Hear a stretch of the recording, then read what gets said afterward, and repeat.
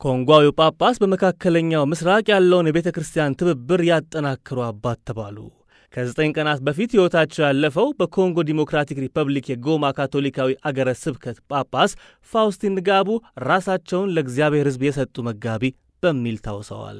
በ90 ዓመታቸው ከዚህ ዓለም በሞት የተለዩት ጳጳስ በቀብር ሥርዓታቸው ላይ በመካከለኛው የጳጳሳት ጉባኤዎች ማኅበር በተነበበው ታሪካቸው ላይ አቡነ ንጋቡ የጎማ ሀገረ ስብከትን ሕይወት የቀየሩና በዲሞክራቲክ ሪፐብሊክ ኦፍ ኮንጎ የእረኝነት አገልግሎት ላይ ዘላቂ ተጽዕኖ ያሳደሩ አባት እንደሆኑም ተነግረዋል።